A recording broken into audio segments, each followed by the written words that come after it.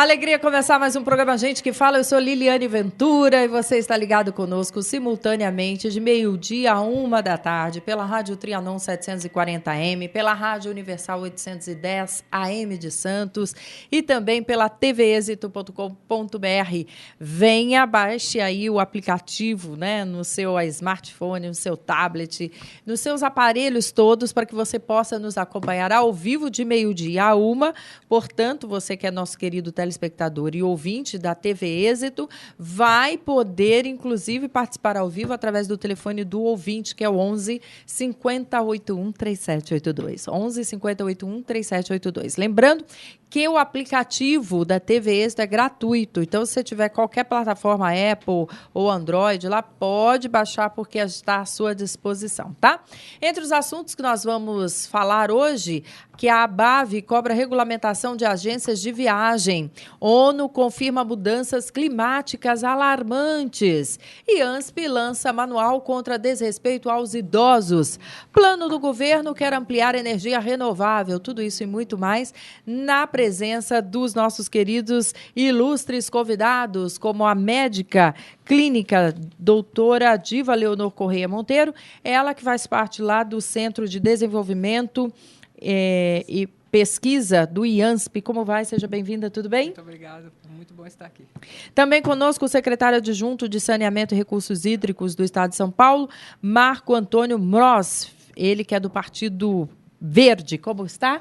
Boa tarde, tudo bem, Liliane? Mais um prazer estar aqui mais uma vez fazendo esse programa que interage com a sociedade paulistana e paulista. O presidente da Associação Brasileira das Agências de Viagem de São Paulo, Constantino Caracostas. Como vai, Constantino? Bom dia, Liliane. Bom dia, Marco. Bom dia, Diva. É um prazer estar aqui com vocês. Agora eu vou dar em nome deles bom dia, boa tarde, boa noite, boa madrugada, porque estamos também na internet, não é? A qualquer momento você pode e deve acessar o nosso programa lá na tvexito.com.br. Se não acompanha esse programa nesse momento, vai poder assisti-lo, claro, a qualquer hora que você tiver oportunidade, tá? Gente, olha, o presidente da ABAV Nacional, Antônio Azevedo, esteve reunido com o deputado Henrique Alves, presidente da Câmara dos Deputados, que prometeu colocar em votação na primeira semana de outubro o projeto de lei que regulamenta a atividade das agências de viagem. A falta da lei submete o setor à concorrência desleal e até a falsos profissionais. Deixa eu primeiro começar pela mesa aqui. Ô, doutora Diva, já teve algum problema com a agência de viagem? Não, eu nunca tive. Quando viaja, recorre a uma agência ou faz por conta própria? Geralmente por conta própria.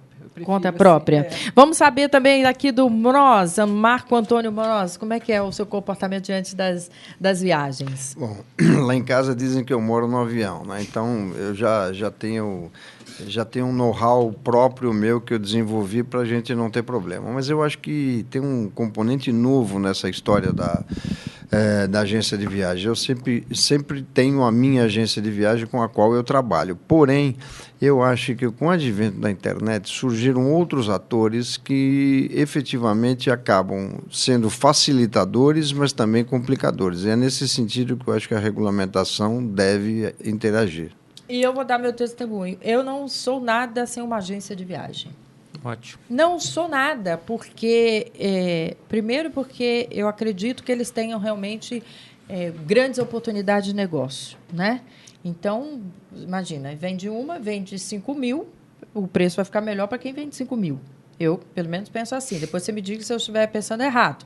E pela própria experiência, estrutura e tudo mais. O que está faltando? Qual é o principal problema que vocês enfrentam lá da Associação Brasileira de Agências de Viagens quando não tem o setor regulamentado? O principal problema que nós encontramos são os maus profissionais que existem. Muitas pessoas se aproveitam dessa falta de regulamentação para oferecer serviços e muitas vezes são serviços sem qualidade e sem qualquer tipo de garantia para o passageiro. Então, o que ocorre? As pessoas estão sujeitas a contratar um pseudo-agente de viagem e depois se depararem com problemas antes, durante e depois da sua viagem. O durante é sempre o pior dos problemas que um passageiro pode encontrar. Primeiramente, você pode estar fora do seu país, que fala uma língua diferente, e de repente você se encontra com problemas onde o seu bilhete aéreo foi cancelado, o hotel não encontra a sua reserva, o seu pacote não foi confirmado, e aí você vai fazer o quê? Quando você tem um agente de viagem cadastrado junto à BAV, você tem a garantia de ter alguém que vai te atender no momento de necessidade. Quer dizer, se você, como você mesma disse, você tem a sua agência de viagem, no primeiro problema que você se encontrar, você vai ligar para ela. Você vai ligar, fulano, estou aqui, o que está acontecendo? O seu agente de viagem ele vai tomar todas as providências, vai usar o conhecimento e o relacionamento dele para te dar um apoio e tentar resolver o seu problema. Quando a gente está falando de viagem nacional, é uma situação. Agora, quando a gente fala de viagem internacional, que muitas vezes a pessoa viaja, inclusive não tem o domínio do idioma, olha que eu já vi gente se complicando em entrada, né, fazendo o check-in, que dá dó. Você fala, puxa vida, coitada dessa pessoa que agora está sem esse auxílio que se faz necessário, como você está exemplificando. Exatamente. E outra coisa, as pessoas têm que entender e se aproveitar do conhecimento do agente de viagem. O agente de viagem, ele, em muitos casos, em muitas agências, ele é uma pessoa que já foi para o destino, ele já experimentou os produtos, já ficou no hotel, já viajou com aquela companhia aérea, já fez o cruzeiro. Ou seja, quando ele vende um produto, ele vende com propriedade. Com conhecimento. Exatamente. E essa é a principal garantia que um viajante ele tem que buscar hoje.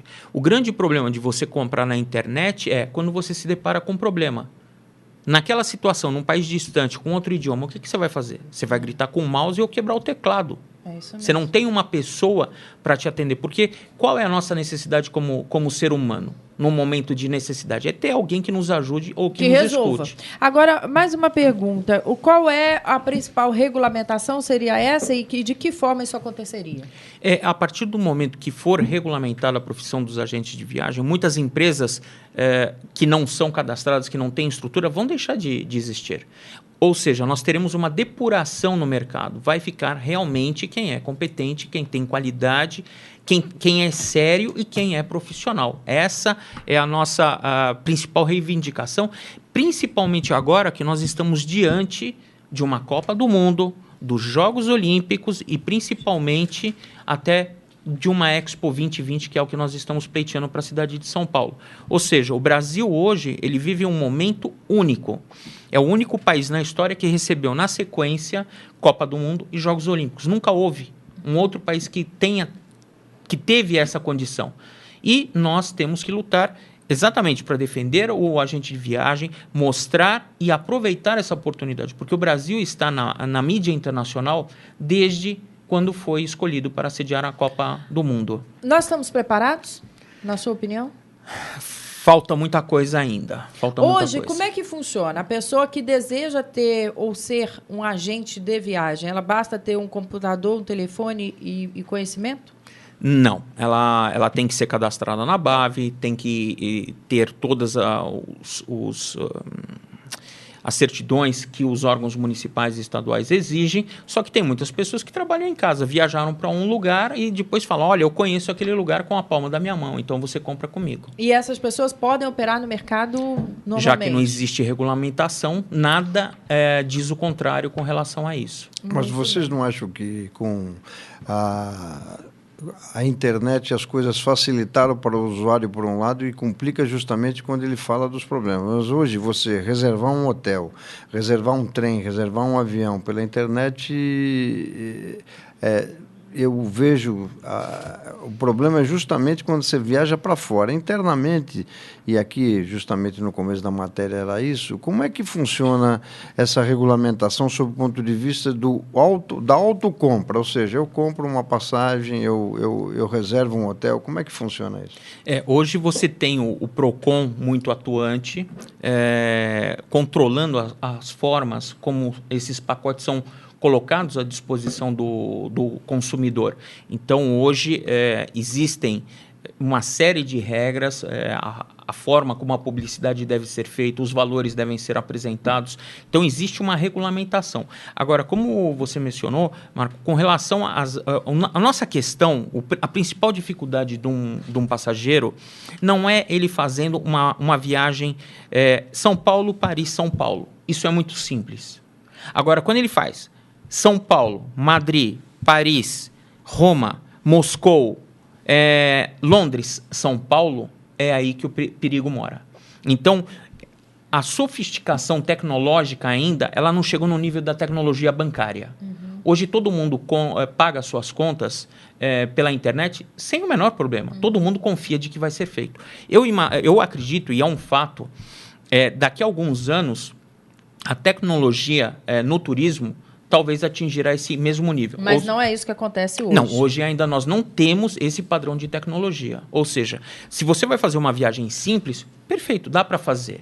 Agora, se você precisa de algo mais complexo, aí você precisa efetivamente da ajuda de um agente. E é verdade, porque eu saí daqui, nós fomos para Miami, de Miami nós fomos para Vegas, de Vegas fomos para Nova York e depois voltamos para Orlando. Olha que coisa de doido, né? Sim. Coisa de doido. Não, é coisa de quem gosta de viajar. Bom, porque terminamos lá na Disney com as crianças. E aí, chegamos lá em Orlando, a moça falou, não, o senhor pagou pela agência de viagem? Mas não consta aqui. Não consta. Imagina, você viajando com a família, você fala o quê? Oi, obrigado, vou dormir ali na esquina. Não consta. Não consta. Meu marido, na mesma hora, ligou para a agência de viagem, na mesma hora foi resolvido. Foi a nossa sorte. Sim. Porque não constava o pagamento lá por conta dessas transações bancárias. E olha que nós já estávamos há meses, né? Já tinha se organizando. Então, é fato. E qual é o próximo passo, então? Aguardar a iniciativa do jogo político. Agora nós temos, essa semana, o deputado Henrique Alves, ele se propôs a colocar em votação a regulamentação da lei do agente de viagem. Então, nós estamos aproveitando essa semana para sensibilizar todos os deputados para que se atentem à importância dessa regulamentação. Nós temos uma oportunidade única. Volto a repetir, Copa do Mundo, Jogos Olímpicos e talvez a Expo 2020. Ou seja, nós vamos deixar o Brasil... Atualmente o Brasil já está na mídia internacional até 2016. Com a conquista, a escolha de São Paulo para a Expo 2020, nós vamos manter o Brasil na mídia internacional até 2020. E o principal objetivo da ABAV, qual que é? É incrementar o turismo no Brasil e colocar o Brasil entre os principais destinos turísticos do mundo. Nós estamos muito longe, nós temos um potencial muito pouco explorado. O Brasil recebeu 5,6 milhões de turistas, enquanto que o maior recebedor de turistas, a França, recebeu 80 milhões. Nossa, 82, para ser exato. Tá muito... E um detalhe, a França tem 55 milhões de habitantes, o Brasil tem 200. Eles receberam 1,5 vezes a população deles. E o governo tem que se conscientizar da importância do turismo. O turismo é uma das formas mais democráticas de distribuição de renda. As pessoas ficam imaginando que o dinheiro advindo do turismo fica entre a companhia aérea e o hotel. Não é isso, claro. Você tem taxista, você tem guia, você tem garçom, você tem arrumadeira, você tem motorista, você tem guarda-costa, você tem cabeleireiro, você tem médicos. São 52 segmentos da economia que são ativados pelo dinheiro que chega com o turismo. Muito bom. Você está nos acompanhando aí ao vivo, de 12h a 1h. Pode participar, inclusive, por telefone 11 50 81 3782. Dá sua opinião também. Eu recebo aqui com muito carinho o doutor Milton Flávio. Como está, doutor Milton Flávio? Ele que é nosso amigo aqui do programa Gente que Fala há muito tempo, é médico, urologista, subsecretário de Energias Renováveis do Estado de São Paulo, presidente do Diretório Municipal do PSDB. Tudo bem, doutor Milton? Tudo bom. Alegria tê-lo aqui, viu? Eu que agradeço e já me preparando para usar os agentes de viagem para as próximas viagens. Muito bom. Olha, deixa eu contar para vocês, gente, que o IANSP lança manual contra desrespeito aos idosos. O Instituto de Assistência Médica ao Servidor Público Estadual, IANSP, lança o Manual de Segurança e Direitos da Pessoa Idosa. A cartilha de Segurança e Direitos aí tem tiragem inicial de 300 mil exemplares e, segundo seus idealizadores, reúne esclarecimentos para prevenir o desrespeito e a violência contra idosos e dá dicas, inclusive, de como lidar com situações de risco.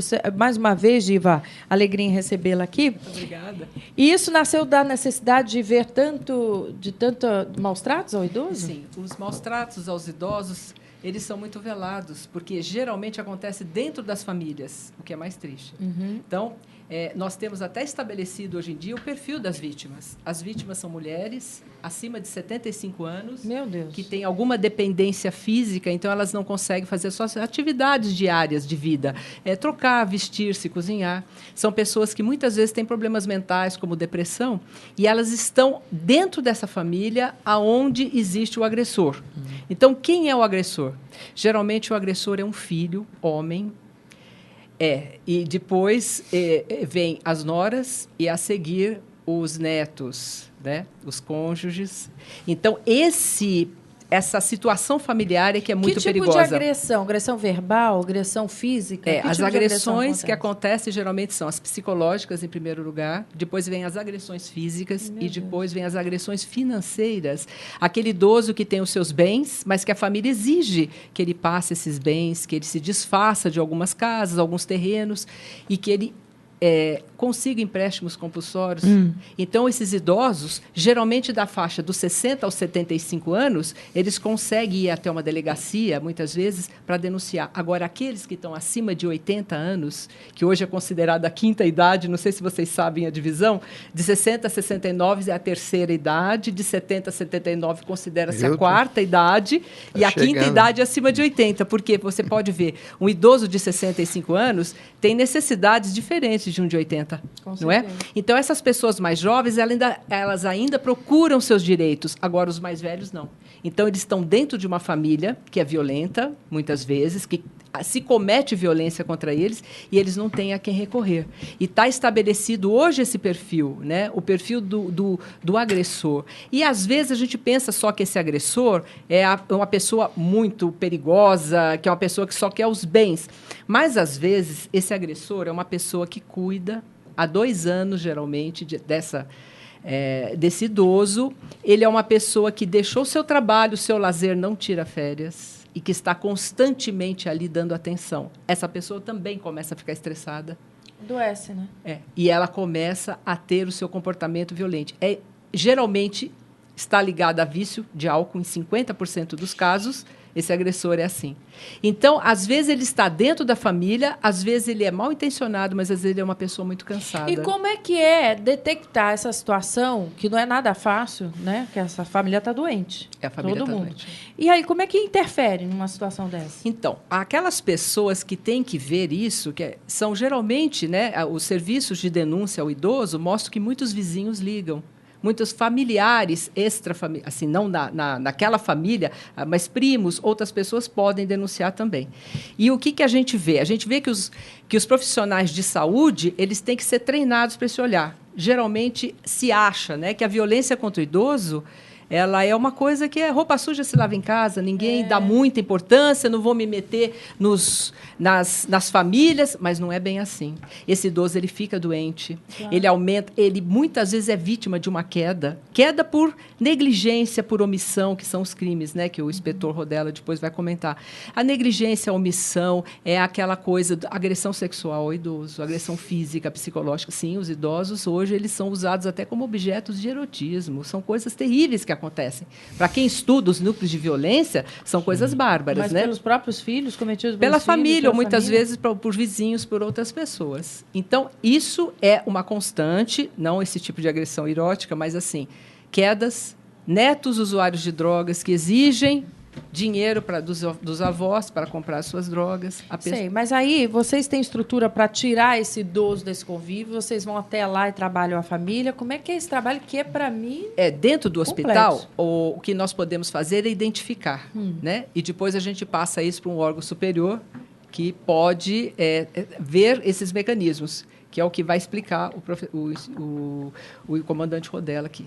Então, na realidade, o que o médico pode fazer é detectar. Então, a pessoa chega com hematomas no corpo, só que aqueles hematomas, ela geralmente diz que caiu da escada. Mas, na realidade... Às vezes não tem nem escada em casa. Não tem escada e outra coisa. Você olha, os hematomas são de diferentes dias. Eles não são feitos na mesma época como numa queda, um acidente. Então, você detecta a pessoa deprimida, é aquela que não tem, que é desleixada com as próprias roupas. Muitas vezes ela está com roupas cheirando mal. Ela já se entregou, Isso, né? a autonegligência. A pessoa acaba com ela mesma. E isso é o profissional médico, naquele médico. atendimento ao Isso. IANSP, que tem esse olhar que deveria ser geral. E daí o que a gente faz dentro do hospital? Geralmente a gente passa isso para um assistente social para dar seguimento. Que aí isso cai depois na mão da justiça, né? Que são os outros meios da gente poder abordar. Quando há essa pergunta direta, a senhora está sofrendo, acontece pelo assistente social ou pelo próprio médico que já vai inquirindo, questionando com o paciente? O próprio médico pode inquirir, mas acontece que 70% das pessoas que sofrem violência, elas não querem falar sobre isso. Porque é difícil, o que eles dizem, é difícil você denunciar um filho, um neto. É doloroso. Dói do mesmo jeito. Eles contam com detalhes, muitas vezes, o que eles sofrem, mas eles são incapazes de ir até uma unidade policial e chegar lá e denunciar. Então, essa violência contra o idoso é uma coisa triste, porque você pega uma pessoa que está numa faixa de idade que ela tem deficiências físicas. Muitas vezes ela depende do filho para ir no médico, depende da família para ir em algum lugar. Ela fica isolada socialmente dos amigos, ela fica dentro de casa sofrendo as agressões. Nós temos relatos de caso de pessoas que são confinadas numa casa a um quarto e tem até um cachorro dentro da casa para não deixar a pessoa sair mesmo, né? Para ela ficar bem quietinha. Então, é muito triste isso, né? Então, eu acho que a lição que a gente pode deixar, né, doutora Diva, é dizer, olhe para o idoso. Isso. Seja você familiar ou não, né? Olhe por Deus. Olhe, porque fica numa situação de criança. Isso. E outra coisa, se você ver uma violência, eu penso que é como a violência de uma criança, você tem que denunciar. Claro. Isso não é um problema familiar, isso é um problema de todos nós. Social. É alguém sofrendo muito. Doutora, obrigada por sua participação, obrigada por seu depoimento, por esse alerta que a gente faz à sociedade, viu? Muito obrigada. Olha, eu vou fazer um rápido intervalo comercial, voltamos já com gente que fala para você. Estou muito feliz de participar desse projeto. E, sobretudo, a união que vocês têm mas é que e eu a não tô... qualidade. TV Êxito, TV na internet, sucesso total. Por quê? TV do futuro. TV Êxito, um jeito novo de ver TV. TV Êxito nas redes sociais. Siga no Twitter e curta nossa página no Facebook. Saiba primeiro o que acontece na nossa programação. Vídeos, fotos, notícias e bastidores. TV Êxito, a sua TV na web. Estamos de volta com o programa Gente que Fala. E você, se estiver nos acompanhando de meio-dia a 1, pode participar no 11 50 81 3782. 50 81 3782. Recebendo aqui também ele que é inspetor, comandante regional da Guarda Civil Metropolitana, Eliazer Rodella. Tudo bem, Eliazer? Tudo bem, olá, boa tarde à mesa, boa tarde, espectadores. É um prazer estar aqui. Nós falamos há pouco aí da questão da violência contra o idoso sob o olhar do médico, né, da doutora Diva, que dizia aqui que, em primeiro momento, é possível detectar essa situação através de hematomas, enfim, tudo como ela explicou. Uma vez que a pessoa tenha já ciência médica, a serviço social do hospital, qual é o próximo passo? Fazer uma denúncia? Exatamente. O Estatuto do Idoso, e isso é importante ressaltar, que ele traz o artigo 19, a obrigatoriedade da compulsoriedade de você relatar esse fato. Então, o que não ocorre hoje, inclusive por falta de conhecimento e de procedimento, é exatamente o relato do médico, do enfermeiro, porque quando a pessoa chega para ser atendida, a atendente já percebe alguma coisa errada. Todos têm o dever de relatar compulsoriamente essa denúncia ao Ministério Público, à autoridade policial, aos conselhos estadual, municipal e federal do idoso. Uma vez feita a denúncia? Uma vez feita a denúncia, a autoridade ela irá com certeza adotar as providências. A autoridade policial vai fazer a investigação. Inclusive, os crimes contra idoso, é interessante ressaltar. O Código Penal, no artigo 181 e 182, traz uma ressalva diferenciada para crimes praticados em família, né? No caso do Estatuto do Idoso, não há essa ressalva. Então, esse artigo 181 e 182 do Código Penal, quando um familiar ele pratica um crime contra o idoso, contra o seu próprio ente, né, não tem essa ressalva, ele vai pagar como qualquer um, né? Como se não fosse parente. Com Aliás, a sua experiência, o que houve de mais que chocasse mais? Assim, já chegou alguém ir preso, condenado, porque praticou uma violência contra o idoso? Olha, isso é muito difícil porque você depende da vítima. E a vítima, geralmente, é aquela que se recolhe, aquela que necessita, aquela que, de forma psicológica, ela depende do filho, do neto, do bisneto, do médico, do curador. Porque quando nós falamos sobre violência do idoso, não é só a família. Você tem vários tipos de violência. Vamos citar uma violência que acontece de forma bem banal. Um estacionamento reservado ao idoso. A pessoa não respeita. Isso é uma violência. Quando você é novo, você anda, você tem as pernas boas, você para seu carro a 1 quilômetro de distância. Uma pessoa idosa, e como falou aqui a doutora Diva, 2ª, 3ª, 4ª, 5ª idade, aí vamos para... Cada dia mais o brasileiro e o mundo está vivendo mais, não sei se melhor, mas mais, você acaba tendo essa dificuldade e as pessoas não respeitam. Agora, o interessante é que o Estatuto do Idoso, é isso que a gente tem que deixar ressalvado aqui, que os crimes são de ação pública incondicionada. O que é um crime de ação pública incondicionada? A condicionada é aquela que a pessoa tem que ir lá fazer a queixa, depois tem que ir lá fazer a representação. No caso do idoso, não. O Estado, ele passa a ser o dono da ação. E aí é como matar alguém. Quando você mata alguém, um roubo, o Estado, o promotor público é o dono da ação, né? É ele que move a ação penal. E nesse caso do idoso também. Então, todos os crimes que acontecem com o idoso, vou citar alguns simples: discriminação, deixar de dar assistência, abandono, expor ao perigo, entre outros, são crimes de ação pública incondicionada, independentemente da pena. A única coisa que você tem aí no caso do procedimento é a Lei 9.099, se a pena for até 2 anos. Senão, você já cai no procedimento normal, que seria o procedimento ordinário. Então, vamos ajudar ordinário. a população agora, comandante, dizendo o seguinte: de que forma podemos ajudar? A gente liga para onde? Qual providência toma em situação dessa, onde um idoso está sendo maltratado? Eu acho que 2 coisas a gente pode primeiro colocar. A primeira coisa é o reconhecimento e o conhecimento de que há violência contra o idoso. Isso a gente precisa deixar claro, porque parece que isso não acontece, né? Essa é a primeira questão. Em todas as esferas sociais. Todas é importante dizer isso. Não tem. Aí não tem classe social, não tem nada. A segunda questão é você saber os mecanismos. Um mecanismo que eu poderia dizer aqui rápido seria o telefone 181. 181. Você ligue para 181, que é a denúncia anônima, você não vai precisar se identificar. Então, não há identificação nenhuma, você não vai precisar deixar teu nome, seu RG, quem foi, etc. e tal. E o outro é o 100. É o 100 também, você pode ligar para o 100, Disque 100, e você também vai ser atendido e você vai poder dar a sua contribuição. E mais do que isso, eu vejo que a cartilha do idoso, e aí falando da cartilha... Deixa eu mostrar para o pessoal em casa. A gente tem aí, Rayala, tem escaneado aí para mostrar bem, porque o azul aqui no azul fica complicado. Manual de Segurança e Direitos da Pessoa Idosa, IANSP. E aonde que a gente pode adquirir?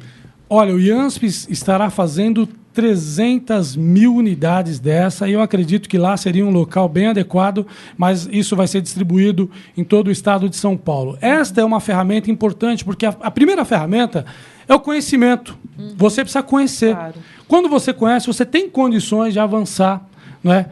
No combate, inclusive até olhando algumas posturas suas e falando, puxa vida, de alguma certa forma, em algum momento, eu incorri ali, né, numa violência contra o idoso e nem sabia que era uma violência. Né? Imagina uma pessoa que vai subir ao ônibus. Né? A discriminação que ela... Não só subir, descer. Né? A pessoa está com pressa. São Paulo é uma cidade que não para. E a pessoa Sabe quer... o que eu já ouvi alguém relatar, dizendo assim, lá na hora do rush, dizer, por que esse velho acordou tão cedo? Imagina se eu ouvir isso. Como se ele fosse, né, fazer volume ali, o que esse velho acordou tão cedo, ou o que ele está fazendo parte dessa situação. Nós vamos fazer um rápido intervalo, voltamos já com esse assunto ainda. Depois posso fazer um comentário? Do êxito imediato desse lançamento. Acho que as pessoas vão poder acessar em qualquer lugar do mundo. Essa ideia me agrada demais. Essa TV Êxito que já nasceu coroada de êxito e sucesso. TV Êxito, um jeito novo de ver TV. TV Êxito nas redes sociais. Siga no Twitter e curta nossa página no Facebook. Saiba primeiro o que acontece na nossa programação. Vídeos, fotos, notícias e bastidores. TV Êxito, a sua TV na web.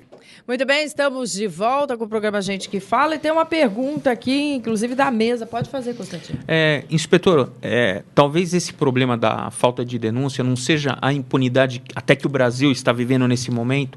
Por exemplo, eu já presenciei várias situações de você chegar num estacionamento em bairros de classe alta, muitas vezes, e você vê as vagas reservadas para o idoso, você vê jovens que param ali e você vai falar alguma coisa e você corre o risco de ser agredido, de ser ofendido e muitas vezes você escuta de que ali é uma área particular e que a polícia não pode interagir. Como é que deve agir o cidadão numa situação como essa? Vamos lá. Primeiro que nós temos que saber que a lei é para todos. Ela aplica-se a todos. A questão é que o Estatuto do Idoso é extremamente jovem. Ele tem amanhã ele completa 10 anos. E no Brasil tem mais um agravante, a lei que pega e a lei que não pega. Infelizmente nós temos isso. Agora, a lei do idoso é uma lei que veio para ficar. Porque, quiçá que todos nós chegamos a essa idade avançada. Agora, a primeira coisa é conhecer onde você tem... Para quem você tem que ligar? Como você tem que fazer? Agora nós temos o primeiro telefone, 181, a denúncia anônima. Você pode ligar para 190, que é a Polícia Militar, 153, que é a Guarda Civil Metropolitana. Você pode ligar para o CT, está numa vaga, onde o carro dele, inclusive, pode sofrer até um guincho, pode ser guinchado o carro. Então, são várias formas de você adotar providências. Mesmo dentro de um shopping, mesmo dentro de um supermercado? O shopping não deixa de ser um local onde, aberto ao público, ele está para servir. Não importa. Inclusive, eles têm uma determinação de uma quantidade de vagas que ele é obrigado a deixar. Não é se ele quiser. Aquela determinada vaga reservada, ele não coloca muitas vezes por livre, espontânea vontade. É determinação. Existe uma legislação. Então, a legislação não é só para ele pintar o chão, é para ele cumprir de forma exatamente nos termos da lei. Doutor Milton? Eu estava aqui ouvindo e vendo, inclusive, a Diva, quando ela fez a apresentação. Fico feliz que o IANSP tenha tomado essa medida, mas eu dizia, e o Miros me cobrou ainda há pouco, você não disse que ia apimentar. Eu acho que essas coisas são muito complicadas, Liliane, porque começa, inclusive, pelo respeito que o médico deve ter pelo idoso, no atendimento preferencial que ele deva ter, na atenção que ele deva dar para o idoso, para que o idoso se sinta em condições e com confiança para relatar essa falta de atenção, essa agressão que ele sofre em casa, o médico precisa ter tempo para ouvi-lo. O que me parece praticamente impossível no atual sistema público de saúde do Brasil. Ouvir o tempo que você... ser visto, né? Porque às vezes nem examina. Porque se essa interface, essa relação precisa ser construída. E não é fácil você construir uma relação em 5 minutos de consulta, tendo que ouvir a sua reclamação da doença que ele sofre e detectar eventuais maltratos. A segunda questão que eu queria abordar, e eu tenho até o privilégio, a presidente do Conselho Estadual da Pessoa Idosa é minha irmã, a Marli. Essa falta de conhecimento que as pessoas têm sobre o que é agredir um idoso. Algumas questões graves foram aqui citadas, de famílias que usam e abusam do seu idoso, inclusive na questão pecuniária. Hoje, os idosos já atingiram um percentual bastante alto, eles sustentam a sua própria família, voltaram a sustentar. E, muitas vezes, esse recurso que eles recebem da sua aposentadoria é subtraída, pelo filho, pelo neto, não apenas por conta da droga, não. É para manter a família sustentada. A outra coisa é o respeito ao direito de ir e vir, de continuar comandando a sua vida. É extremamente comum, e aí é uma informação que as pessoas não têm, As pessoas são idosas, mas não são hipossuficientes. Elas têm vontade, elas têm desejo, elas têm direitos a serem respeitados com relação àquilo que elas querem fazer. Aí, de repente, você não deixa mais comer, não deixa mais andar, não deixa mais se vestir, não deixa mais ter uma relação social e você, muitas vezes, acha que você está protegendo, está cuidando do seu familiar. Então, eu acho que essa é uma questão muito importante. Cumprimento, mais uma vez, o IANSP e acho que tem muita coisa para ser feita, sobretudo porque, como foi dito, a nossa população está envelhecendo. Então, é um olhar diferenciado, é um olhar que precisa ser adotado, mas eu acho que para o coitado do médico, né, fazer esse diagnóstico, ele vai precisar ter um pouquinho mais de tempo. E, infelizmente, né, não serão nem os médicos cubanos, nem os outros que vão fazer essa detecção aqui no nosso país. Muito bem, você está ligado comigo no Gente que Fala. Já vou dar hora e vez para você, o ouvinte, que estiver nos acompanhando ao vivo de meio-dia a 1, no 11 50 81 3782. E também pode nos acompanhar pela net, né? www.tvexito.com.br. Gente, olha, eu quero te contar agora que o painel intergovernamental sobre mudanças climáticas, IPCC, confirmou as alarmantes consequências das mudanças que irão acontecer. O texto do encontro realizado recentemente na Suécia destaca o aumento do nível do mar, o crescimento no número de fenômenos extremos, como furacões, e a urgência na adoção de medidas para conter o aquecimento da Terra. Eu estou empolvorosa, Marco Antônio Bros. Nos conte aí, me dê uma boa notícia. Não, sempre são boas notícias. No momento que você tem um relatório, você tem um ferramental na mão que te permite estabelecer políticas públicas e aí uma nova governança planetária que possa fazer com que a gente tenha uma perspectiva de sair disso.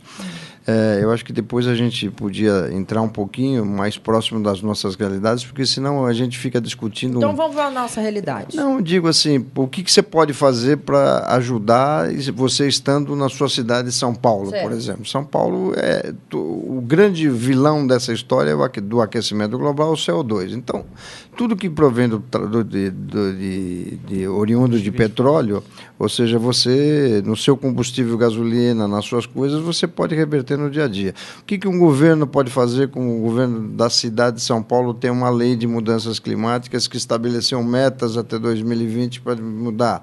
O Estado, aqui está o subsecretário de Energias Renováveis do Estado, o deputado Milton Flávio, onde existem leis estaduais que as leis que pegaram ou que não pegaram, mas que estão andando. O Estado de São Paulo tem metas hoje de reduzir 2020, até 2020, 20% acima de 2005. Enfim, essas coisas estão acontecendo. Visivelmente aqui no Estado de São Paulo, essa história de Taquarituba é um fenômeno que eu não estou tão idoso quanto o Milton Flávio, mas pro pessoal, isso é desrespeito, viu, Miros? Isso é um desrespeito, viu, a terceira idade. Para o mundo aqui, pela internet, qual é o fenômeno que acontece lá? O tornado que aconteceu recentemente, que destruiu a cidade. Eu não tinha conhecimento a respeito recente, pelo menos, de um tornado no estado de São Paulo. Essas coisas estão mais próximas da gente e cada vez mais. O aquecimento dos oceanos é uma realidade. Isso diminui a qualidade, a vida própria dentro dos oceanos. O degelo faz com que o nível suba dos mares e tudo isso, hoje, nós temos respaldo científico para dizer que isso é real. Isso é o que mais me preocupa, mas, por outro lado, quando você tem a gama de cientistas do IPCC que produz esses relatórios, faz com que a gente tenha a oportunidade de, como poder público, como cidadão, achar um caminho para que a gente possa fazer como é que eu queria dizer, de uma maneira bastante simples. Mas, por exemplo, se a gente cessasse já, né? Só no ano 3000 a gente ia diminuir os efeitos que a gente já fez até agora dentro desse processo. Então, é um processo lento, demorado, mas que tem que começar. E eu acho que ele já começou. Existem resistências, obviamente, os países que dependem mais do petróleo, os industrializados... O grande vilão é o petróleo? O grande vilão hoje é a emissão dos gases de efeito estufa, que o CO2 é o grande vilão. Aí eu vou para a seara do Dr. Milton, porque em uma feira sobre o tema realizado este mês em São Paulo, sobre energia renovável, o secretário de Energia, José Aníbal, falou sobre os planos para a geração elétrica, com foco em fontes renováveis. Segundo ele, o Plano Paulista de Energia prevê que, até 2020, 69% da eletricidade do Estado deverá ser gerada por fontes de energias renováveis. Bacana, né, subsecretário? Olha, eu acho que é importante, e aqui eu queria fazer um registro, né? O Miros foi meu professor nessa matéria, né? Foi meu antecessor na Subsecretaria de Energias Renováveis e... Professor, em geral, ganha mal. Boa reivindicação aí. Pior que ele me deixou o seu salário, então... Mas, de qualquer maneira, o Mirós falou das leis que pegam e aquelas que não pegam, aquelas que as pessoas não se sentem obrigadas a cumprir. E a política estadual de mudanças climáticas, que eu aprovei como deputado na Assembleia, era líder ou vice-líder do nosso governador José Serra, ao tempo da Conferência de Copenhague, estabeleceu, como disse o Mirós, que nós vamos ter que reduzir até 2020 em 20% as emissões de carbono que nós emitimos em 2005. Nós não temos mais recursos hídricos remanescentes que permitam que a nossa geração se faça através da energia hídrica. Então, nós temos que buscar fontes renováveis. E, para isso, nós temos aqui em São Paulo várias potencialidades, né? Nós temos vento, embora não sejam tão fortes como no Nordeste, são suficientes para uma geração eólica, mas, sobretudo, nós temos 2 programas que o Mirós assistiu o início lá na Secretaria, que é o programa da energia fotovoltaica. A nossa insolação é semelhante à do Nordeste, né, sobretudo a partir da Serra do Mar em direção ao norte e ao oeste de São Paulo, né, nós temos aí regiões em que a insolação é 2 ou 3 vezes maior do que na Alemanha, região de Rio Preto, Araçatuba, Bauru, Presidente Prudente, né, são regiões em que você tem, né, o Deus Sol à disposição há milhões de anos, muito mais do que o próprio vento, e que pode ser aproveitada, neste momento, a um custo ainda um pouco mais alto. E aí eu vou fazer aqui uma crítica que nós temos repetido à nossa presidenta, quando ela estabeleceu como única alternativa, como única medida ou parâmetro, a modicidade tarifária. O planeta merece mais do que isso. Não basta você continuar gerando uma energia a um custo eventualmente mais baixo, mas delegando ou relegando às futuras gerações um planeta que será insuportável de ser vivido. E o segundo programa, que eu diria que é muito importante, é o programa de biogás aqui em São Paulo. São Paulo é um estado, eu diria quase um país, que tem uma biomassa disponível muito grande, sobretudo por conta do setor sucroenergético, né, a produção de álcool, etanol. Né? Para que a gente tenha uma ideia, Liliane, para cada litro de etanol produzido, nós produzimos 13 litros de vinhaça. Essa vinhaça pode ser convertida pela biodigestão em biogás, né, que é um gás verde, é um gás que não polui, né, e a sua origem e a eficácia não poluente. Dele é boa, tão boa quanto? Exatamente igual ao outro. Nossa, se você purificar, ele tem o mesmo efeito que o gás natural. E nós temos a oportunidade de, trabalhando com gás de aterro, que é um outro gás poluente, que está sendo queimado no flare, cama de suínos, cama de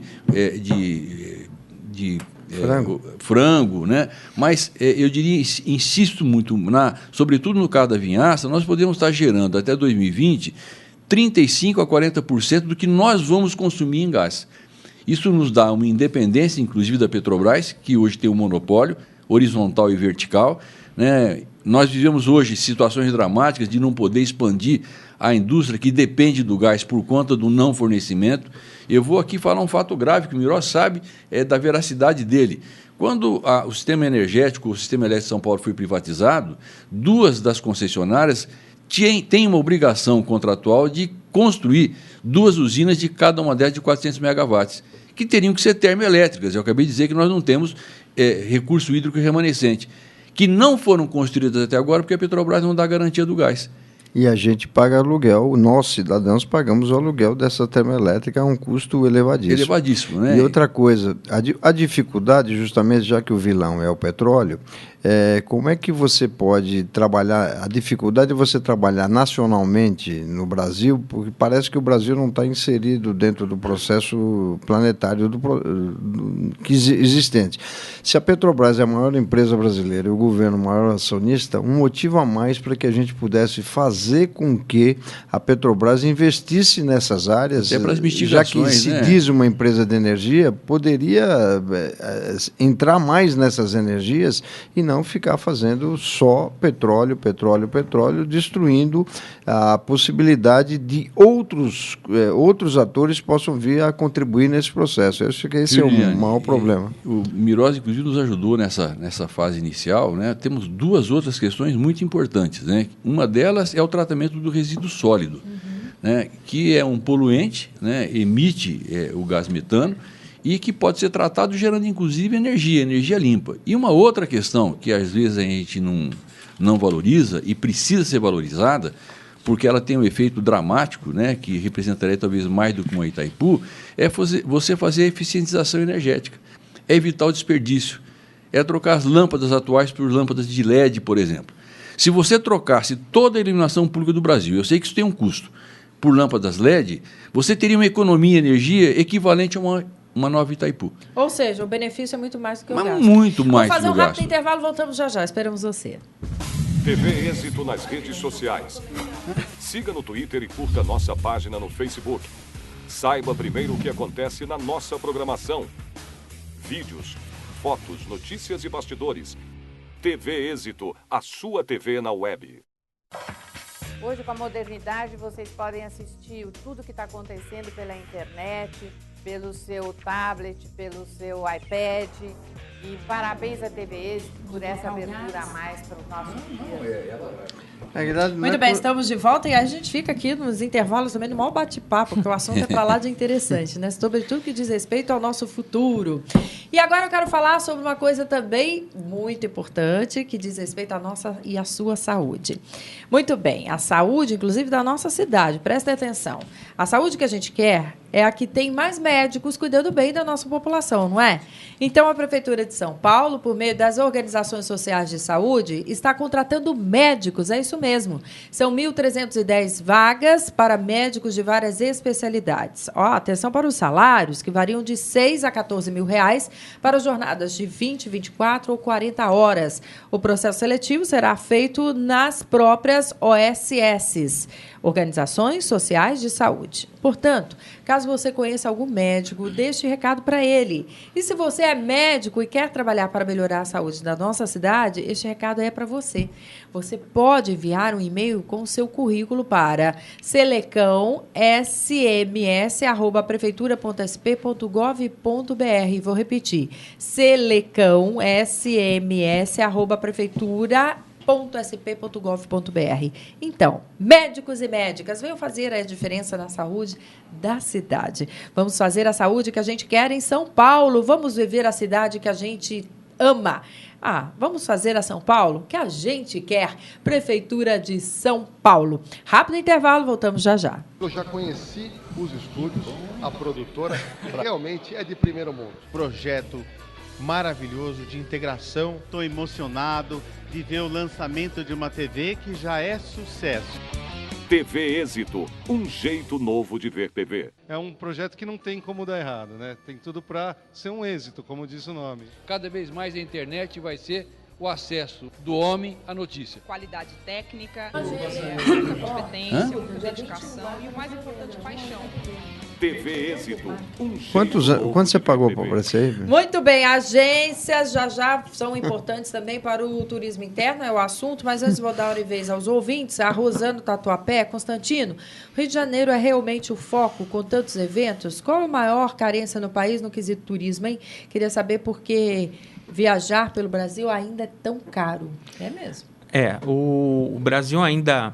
Primeiramente, o Brasil é um país com dimensões continentais. Então, você se deslocar hoje de norte a sul, de leste a oeste, você tem grandes distâncias. E o que nós mais temos nos deparado é a deficiência na infraestrutura. Os nossos aeroportos já estão saturados, já passaram do limite. Acredito que todos aqui tenham tido algum dissabor viajando, ou embarcando ou desembarcando.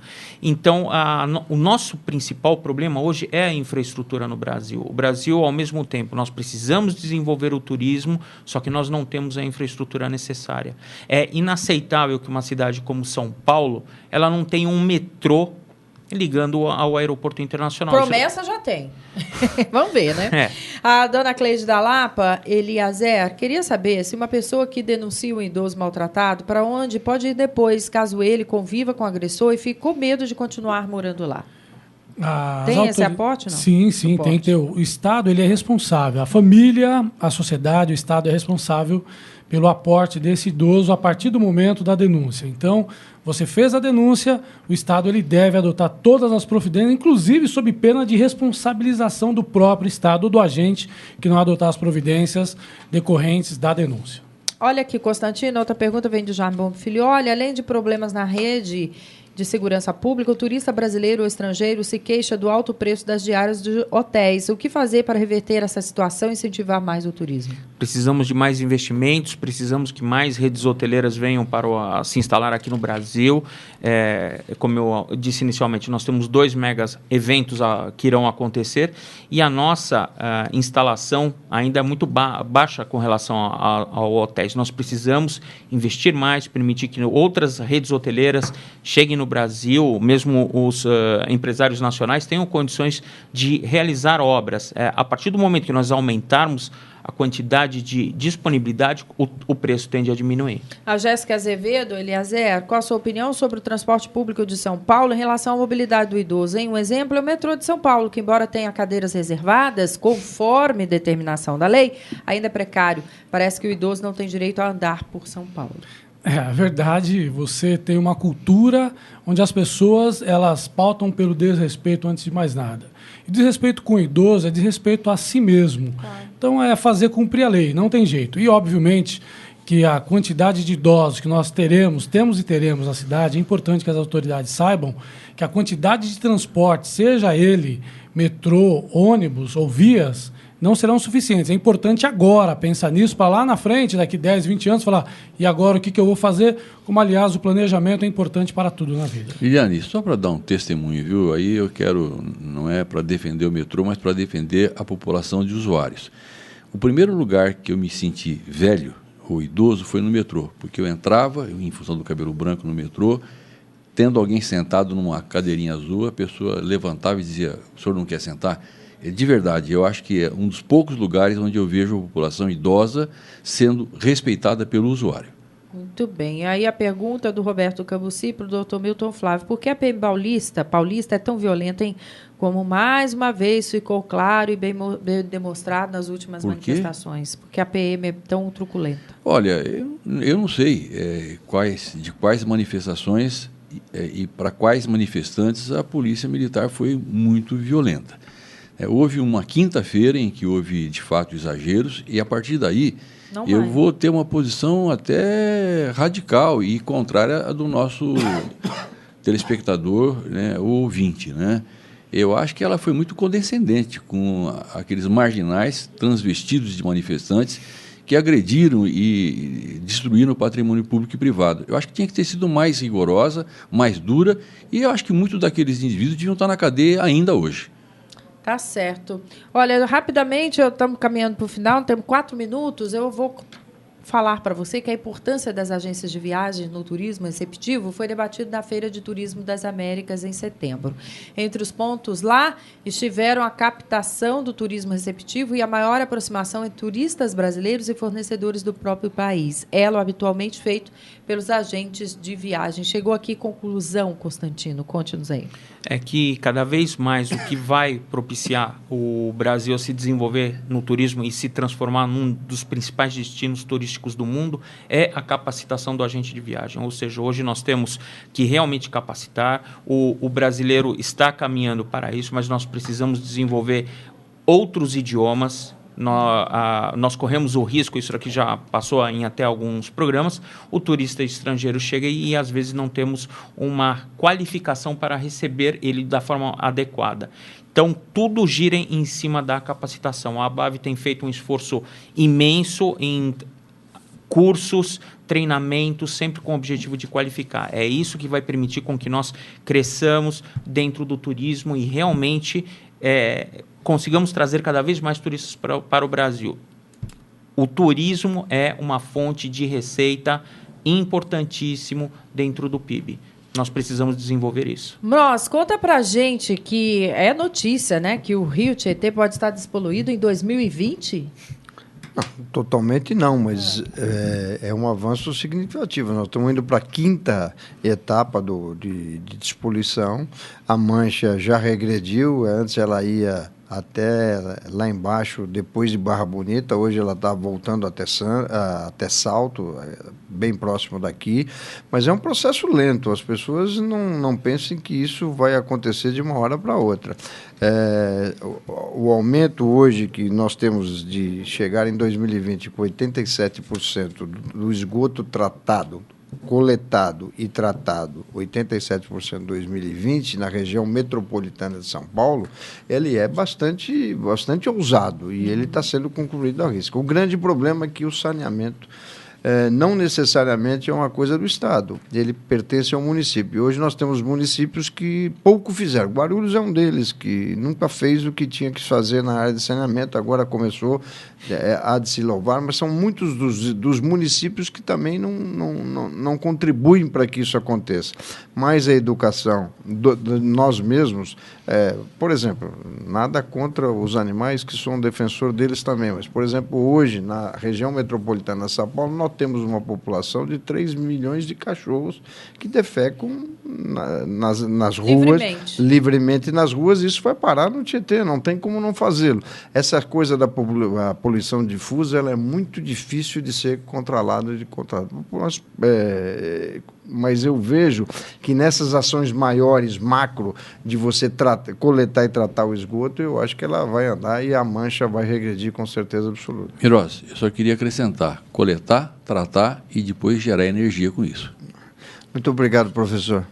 Olha aqui, eu quero contar que no mês de outubro, que é considerado o mês do idoso, gente, vai acontecer lá uma programação especial com o tema Autonomia e Independência com Segurança, com diversas palestras e debates, além da 2ª Mostra de Talentos da Terceira Idade no IANSP. Quem quiser saber mais informações, entre em contato através do site, né? Pode fornecer, www.iansp.sp.gov.br. Está lá em festa aí, com os olhos totalmente voltados para você idoso, o IANSP, iansp.sp.gov.br. Muito obrigada pela participação, viu? Obrigado a você. E todos, acho que devemos olhar para esse tema com bastante carinho, com bastante cuidado.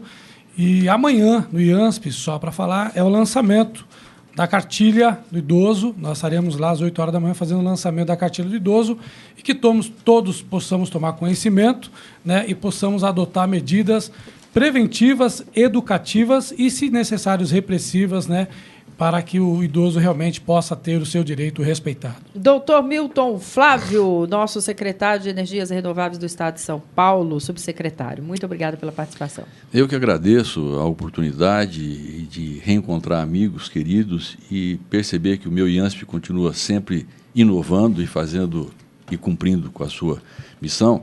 Mas eu queria aqui reiterar, Liliane, que nós estamos trabalhando muito para ampliar a participação das energias renováveis, conversando com supermercados, depósitos, postos, escolas. E eu queria aqui deixar mais do que um alerta, um convite. Se você tem interesse, se você pretende ou pensa em mudar a iluminação, a fonte de geração da sua empresa, entre em contato conosco. Existem programas do governo que podem colaborar com isso e você, fazendo isso, vai estar colaborando com a sustentabilidade do nosso planeta. Muito obrigado, Moroz. Muito obrigada pela participação, secretário adjunto de Saneamento e Recursos Hídricos do Estado de São Paulo, pela participação. Obrigado. Sempre que chamado, estarei aqui. Muito obrigada pelo carinho e pela atenção. Companhia muito agradável hoje. Muito obrigada. O presidente da Associação Brasileira das Agências de Viagens de São Paulo, Constantino Cara Costas, da ABAV São Paulo. Muito obrigada pela participação. Tem algum site que a gente possa fornecer? Pode ser procurado o site www.abave.gov.br. Muito obrigada. Olha, a gente quer mandar um abraço aqui para o engenheiro Flávio Aragão dos Santos, presidente do Conselho Deliberativo da PEMEC, da Associação de Pequenas e Médias Empresas da Construção Civil do Estado de São Paulo, que é o novo cidadão paulistano. Na Câmara Municipal receberá o título. Um abraço na iniciativa do vereador José Américo, que homenageia então o presidente da PEMEC pelos inúmeros serviços prestados à população e a São Paulo. Gente, quem fala tem a direção-geral jornalista Fausto Camunha. Um beijo e até o próximo programa.